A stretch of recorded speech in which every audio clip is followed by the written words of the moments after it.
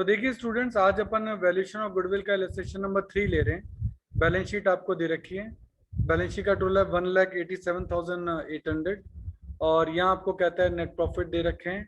Net profit आपको पिछले 5 सालों के दे रखे हैं। Ram the proprietor was actively engage in the business. इसमें हो क्या रहा है कि राम के बिजनेस की, राम एंड ब्रदर्स के बिजनेस की रिपोर्ट दे रखी है और राम जो था एक्टिवली बिजनेस में इंगेज था, but he did not draw any salaries, लेकिन सैलरी नहीं लेता था। डेब्ट due to the business are all good, सभी बंदे अच्छे थे, लेकिन मिस्टर एक्स वो थे इंसॉल्वेंट हो गए थे और उनसे केवल 60 पैसा ही मिल सकता था, जबकि उसकी डेब्ट टोटल 5,000 थी। ठीक है। अदर एसेट्स कुछ के रिवैल्यूएशन दे रखे हैं, मोटर व्हीकल, फर्नीचर, फ्री और premises. Fair remuneration of the proprietor आपका 500 रुपये पर मंथ होना चाहिए और नॉर्मल रेट ऑफ रिटर्न 15% है, ignore income tax. As per the policy forward by the concern, depreciation is charge, building and machinery पे depreciation की rate 5% है और मोटर व्हीकल पे 20% है। ठीक है। तो ये आपका क्वेश्चन है और इसमें वैल्यूएशन ऑफ गुडविल आपको कैलकुलेट करनी है। तो सबसे पहले जो आपकी स्टेप आती है वो आती है calculation of future maintainable profit. इसको बोलते हैं एफएमपी, एवरेज प्रॉफिट भी बोल देते हैं, लेकिन फ्यूचर मेंटेनेबल प्रॉफिट क्योंकि कुछ चीजें फ्यूचर की ध्यान में रखते हुए करनी पड़ती हैं। ईयर आपके 1 से 5 दे रखे हैं। प्रॉफिट आपको यहाँ दे ही रखे थे, ये प्रॉफिट आपको दे ही रखे थे 5 सालों के, तो 5 सालों के प्रॉफिट आपने ले लिए। प्रॉफिट एडजस्टमेंट करने आपको, और ये जो आखिरी साल होता है ना, ये आपकी इसी साल की बैलेंस शीट दे रखी होती है और बेसिकली इसको आप करंट ईयर बोलते हैं, क्योंकि लास्ट ईयर की तो सारी इंफॉर्मेशन आपको दे रहे हैं। तो ये करंट ईयर ये कहलाएगा, हमेशा ये बात ध्यान रखना, ये आखिरी साल करंट ईयर होता है। और आपको कहा गया कि 5,000 का एक डेटर है, उससे 60% पैसा मिल जाएगा। तो 60% कितना होता है? 3,000। तो 3,000 तो मिल जाएगा, तो कितना नहीं मिलेगा? 2,000। तो 2,000 आपका बेड डेट्स हो गया, वो करंट ईयर में से आपका लेस हो जाएगा। 56 में से 2,000 गया, 54,400, बाकी एज इट इज है, टोटल कर लिया। ये टोटल कर लिया, ये 5 सालों का था, डिवाइड बाय 5 कर दिया, तो ये एवरेज आ गया। ठीक है। अब इन्होंने कहा था कि राम खुद तो कोई रेम्यूशन नहीं ले रहा, लेकिन फेयर रेम्यूशन पार्टनर का जो है 500 रुपये पर मंथ होना चाहिए। तो 500 इंटू 12 आप कर दोगे तो 6,000 रुपये का रेम्यूशन होगा। इसके अलावा वहां एक इन्वेस्टमेंट है, वहां एक इन्वेस्टमेंट है, यहाँ आपके इन्वेस्टमेंट दे रखे हैं, इन्वेस्टमेंट इन 6% गवर्नमेंट सिक्योरिटी। ये नॉन ट्रेडिंग इन्वेस्टमेंट माने जाएंगे, क्वेश्चन तो साइलेंट है इसके बारे में, पर गवर्नमेंट सिक्योरिटी में बिजनेस का पैसा लगाने का कोई यूज नहीं है। पर ये 18,800 इसकी बुक वैल्यू है, कॉस्ट वैल्यू है। इंटरेस्ट जो लगता है वो 20,000 की फेस वैल्यू पे लगता है, तो 20,000 पे 6% यानी 1,200 रुपए जो आप कमा रहे हैं वो बिजनेस की इनकम नहीं है, वो इस इन्वेस्टमेंट की इनकम है। और ये इन्वेस्टमेंट नॉन ट्रेडिंग है, तो इसीलिए ये 1,200 रुपए आपको बिजनेस की इनकम से हटाने पड़ेंगे, income from non trading investment. Fair remuneration आपका लेस होता है, ये बात नोटिंग में आपने सुनी भी होगी। और इसके अलावा एक डेप्रिसिएशन का एडजस्टमेंट और होगा, क्योंकि कुछ एसेट्स का रिवैल्यूएशन हुआ है। रिवैल्यूएशन होने से उनकी एसेट्स की वैल्यू कम हुई है या ज्यादा हुई है, तो हमको उसके लिए एक वर्किंग नोट बनाना पड़ेगा, that's called additional depreciation. Motor vehicle अगर आप देखेंगे, उनकी रिवैल्यूड प्राइस 15,000 हो गई है, जबकि पहले वो 12,500 के थे। मैं दिखाता हूँ आपको। मोटर व्हीकल जो था वो पहले 12,500 का था, अब उस मोटर व्हीकल की प्राइस हो गई है 15,000। इस तरीके से आपको हर एसेट्स को देखना पड़ेगा बैलेंस शीट में और नीचे एडजस्टमेंट में। तो वो 15,000 हो गई है, पहले थी 12,500, तो 2,500 रुपये बढ़ गई, प्लस हो गई। तो जब वैल्यू प्लस हो गई तो उस पर डेप्रिसिएशन भी लगना चाहिए, तो 20% डेप्रिसिएशन लगेगा इस 2,500 पे। 2,500 का 20% होता है आपका 500, ये आपका एडिशन डेप्रिसिएशन हो गया। सेम यही चीज फर्नीचर पे हुई है, बैलेंस शीट में वो 2,200 का है, नीचे एडजस्टमेंट में वो 2,000 का है, यानी अब वो 2,000 का हो गया, पहले 2,200 का था, तो फर्नीचर की वैल्यू 200 रुपये कम हो गई। और फर्नीचर पे डेप्शन की रेट दे रखी है 5%, तो 200 का 5% होता है 10 रुपये, -10। -10 क्यों? इससे डेप्शन कम हो गया, क्योंकि फर्नीचर की वैल्यू कम हो गई तो डेप्शन भी कम हो जाएगा, और एसेट्स की वैल्यू बढ़ जाए तो डेप्शन भी बढ़ जाएगा। सेम इसी तरीके से आप देखिए फ्री और प्रीमाइसेस, जिसकी बुक वैल्यू पहले 90,000 थी, लेकिन अब उसकी वैल्यू 31 हो गई है, यानी वैल्यू बढ़ के हो गई 40,000 बढ़ गई। 40,000 पे 5% डेप्शन भी लगना चाहिए, तो 2,000 का डेप्शन भी लगेगा। अल्टीमेटली इसका टोटल जो आया प्लस माइनस करके वो आया 2490, यानी आपका 2490 का डेप्रिसिएशन बढ़ रहा है, इंक्रीज हो रहा है, और डेप्रिसिएशन बढ़ना आपके लिए लॉस है, इसलिए ये 2490 भी लेस हो जाएगा। कुल मिलाकर ये तीनों लेस हो जाएंगे इस एवरेज प्रॉफिट में से। तो अब आपका फ्यूचर मेंटेनेबल प्रॉफिट जो आ जाएगा वो 39470 आ जाएगा। इसका मतलब है कि इन फ्यूचर आपको इतना प्रॉफिट जो है वो आपको होगा। इसी को कहते हैं future maintainable profit. Next step मैं लूंगा कैप्लन पॉइंट। कैप्लन पॉइंट का फॉर्मूला होता है total assets minus outside liability. तो सारी एसेट्स मेरे को बैलेंस शीट से लेनी पड़ेंगी। चेक करो, कैश दे रखा है 14500, तो कैश आपका आ गया 14500। इन्वेस्टमेंट नॉन ट्रेडिंग है, तो नॉन ट्रेडिंग इन्वेस्टमेंट आपको लेने नहीं है। बुक डेट्स आपके 30,000 है। 30,000 में से 2,000 तो मिलेंगे नहीं, ऐसा अपन ने यहाँ देख लिया था। ये 2,000 रुपये अपन ने लेस भी किए थे, तो कुल मिलाकर आपको 28 ही मिलेंगे। स्टॉक आपका दे रखा है 19,800, स्टॉक 19,800। मोटर व्हीकल, अच्छा इसमें रूल ये है कि जितनी भी एसेट्स है उनको मार्केट वैल्यू पे लेना है। हाँ, अगर मार्केट वैल्यू नहीं दे रखी तो बुक वैल्यू पे लेना है। तो मोटर व्हीकल की मार्केट वैल्यू नीचे जाके आपको दे रखी है 15,000, तो मोटर व्हीकल लिखिए आप 15,000। फर्नीचर की मार्केट वैल्यू नीचे दे रखी है 2,000, तो लिखिए 2,000। और फ्री होल्ड प्रोमाइसेस की वैल्यू दे रखी है 1,30,000, तो 1,30,000। इस तरीके से इन तीनों एसेट्स को आपने मार्केट वैल्यू पे लिया है। बाकी एसेट्स की इसको भी मार्केट वैल्यू पे लिया है। बाकियों के लिए कुछ कह नहीं रखा था, इसलिए इसको और इसको बुक वैल्यू पे ले लिया। पहली प्रायोरिटी आपकी मार्केट वैल्यू होती है, तो आपको मार्केट वैल्यू पे ही लेना चाहिए। ये टोटल आप कर दीजिए, ये टोटल आ गया टोटल एसेट्स का। लेस करेंगे आप आउटसाइड लायबिलिटीज। तो बैलेंस शीट में लायबिलिटीज में देखो, लायबिलिटीज कौन कौन सी है जो आउटसाइड है, यानी जो बाहर के लोगों को चुकानी है।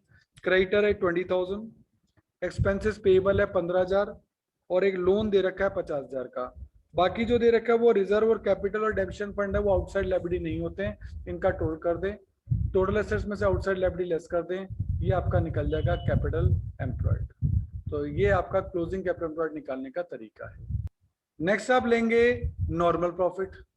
नॉर्मल प्रॉफिट का फॉर्मूला होता है capital employed into rate upon 100। अब कैपिटल एम्प्लॉयड कितनी है, कैपिटल एम्प्लॉयड अपन ने यहाँ निकाली है, ये 1,24,300 इंटू रेट अपॉन 100। रेट आपको दे रखी है 15%, तो 15% निकाल दो, तो ये आपका निकल गया नॉर्मल प्रॉफिट। ये आपकी थी कैपिटल एम्प्लॉयड। कैपिटल एम्प्लॉयड पे क्या निकल गया आपका नॉर्मल प्रॉफिट। नॉर्मल प्रॉफिट के बाद आपको निकालना है सुपर प्रॉफिट, और सुपर प्रॉफिट का आपका फॉर्मूला होता है फ्यूचर मेंटेनेबल प्रॉफिट। जो भी आपका जो आपने निकाला था ऊपर, ये रहा, इसको आप नीचे ले आओ, उसमें से ये वाला नॉर्मल प्रॉफिट लेस कर दो, तो ये आपका आ जाएगा सुपर प्रॉफिट। यानी फ्यूचर मेंटेनेबल प्रॉफिट यानी step number 1 minus normal profit यानी स्टेप नंबर 3, तो ये आपका आ जाएगा सुपर प्रॉफिट। ये सुपर प्रॉफिट निकल गया। अब नेक्स्ट स्टेप आपकी आएगी वैल्यूएशन ऑफ गुडविल। क्वेश्चन की लास्ट लाइन में बोला था calculate the amount of actual average profit यानी future maintainable profit FMP and the amount of super profit. बस इतना ही पूछा था। अगर नंबर ऑफ परचेज ईयर और गिवन होता तो हम इस क्वेश्चन में वैल्यूएशन ऑफ गुडविल भी निकाल सकते थे, पर क्योंकि अभी केवल फ्यूचर मेंटेनेबल प्रॉफिट और सुपर प्रॉफिट पूछा है, तो क्वेश्चन अपन को यहीं तक करना। तो देखिए नेक्स्ट इलस्ट्रेशन अपन ले रहे हैं, इलस्ट्रेशन नंबर 4। बैलेंस शीट आपको दे रखी है 1,01,000 की, और क्वेश्चन में कहता है calculate the amount of goodwill assuming that fair remuneration 6,000 रुपये एंड यू डेप्रिसिएशन की रेट दे रखी है, और गुडविल का कैलकुलेशन करना है। लिखा है एक्स एंड वाई दो पार्टनर है, रेशियो 3:2 है। बैलेंस शीट आपको दे रखी है, ये एसेट्स हैं, आउटसाइड लायबिलिटी सिर्फ एक ही है। On 1st April X retire and his share is purchased by Y from his own resources. The partnership be provided that in the event of the retirement, goodwill is to be valued on the basis of the purchase of the super profit of the last 4 years. Super profit 4 year purchase पे है, तो यानी super profit को 4 से multiply करना है। Normal return closing capital employed पे आपको दे रखी है 8% नॉर्मल रिटर्न दे रखी है, और डेटर पे लिखा है प्रोविजन बनाना है 5% का, और फर्नीचर को रिवैल्यूड करना है 3,000 का, मशीनरी 50,000, स्टॉक 16,000, क्रेडिटर रिकॉर्ड ही नहीं किए गए थे 16,000, प्रॉफिट आपको दे रखे हैं। इस बेसिस पर आपको गुडविल का वैल्यूएशन करना है। एक एक स्टेप लेते हैं। सबसे पहले calculation of future maintainable profit. आपको 4 सालों के प्रॉफिट दे रखे हैं, चारों सालों का प्रॉफिट लो, डिवाइड बाय 4 कर दो, ये आपका एवरेज निकल गया। सर क्या हमेशा सिंपल एवरेज ही करना है, क्या वेटेड एवरेज नहीं करना? देखो प्रॉफिट अगर असेंडिंग ऑर्डर में हो 16, 15 नीचे चले गए फिर ऊपर, तो इस तरह से नहीं चलेगा। अगर असेंडिंग ऑर्डर में होते ना तो मैं वेटेड प्रॉफिट भी निकाल सकता हूँ, बट यहाँ क्योंकि प्रॉफिट अप डाउन हो रहे हैं इसलिए वेटेड प्रॉफिट नहीं निकल सकता। फिर आपको बोला था फेयर रेम्यूशन है 6,000 रुपए का, वो लेस करना है आपको। फिर आपको यहाँ बोला था प्रोविजन फॉर बेड डेट्स है, यहाँ लिखा है कि प्रोविजन फॉर बेड डेट्स का लिखा है it has been agreed that provision on debtor is to be made 5% in the future. Future है, करंट ईयर का नहीं है, तो फिर तो सब में से ही लेस होना, तो एवरेज में से लेस करो। पिछली बार अपन ने केवल आखिरी साल के प्रॉफिट में से लेस किया था क्योंकि वहां फ्यूचर वर्ड नहीं दे रखा था, ठीक है ना। तो अब ध्यान दें, और वो बेड डेट्स था, वो प्रोविजन फॉर बेड डेट्स था भी नहीं। तो ये आपका प्रोविजन फॉर बेड डेट्स हो गया, 40,000 का 5% अपन ने निकाल दिया। अब एडिशनल डेप्रिसिएशन आप जानते हो, ये एसेट्स के रिवैल्यूएशन हुए, मशीनरी, स्टॉक, फर्नीचर सबके, तो आपको एडिशनल डेप्रिसिएशन के लिए वर्किंग नोट बनाना पड़ेगा। एक फर्नीचर है, एक मशीनरी है। फर्नीचर की बुक वैल्यू 5,000 थी, ये घट के 3,000 हो गई, तो माइनस 2,000 हो गई। अब डेप्रिसिएशन की रेट दे नहीं रखी है, तो इन्होंने एग्जाम्पल के तौर पे 5% ले ली है। वैसे रेट दे रखी होगी, आप चिंता मत करिएगा।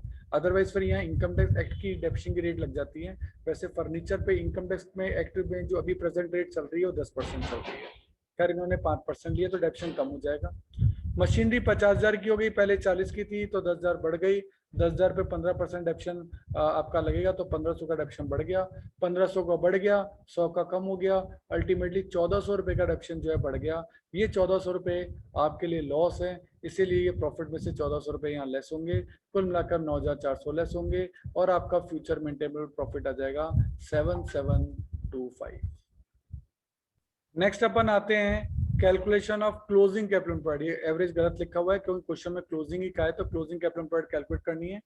फॉर्मूला होता है total assets minus outside liability. तो सभी एसेट्स को बुक वैल्यू पे लेना है, लेकिन मशीनरी और फर्नीचर को आपको मार्केट वैल्यू पे लेना है क्योंकि इनकी मार्केट वैल्यू दे रखी है।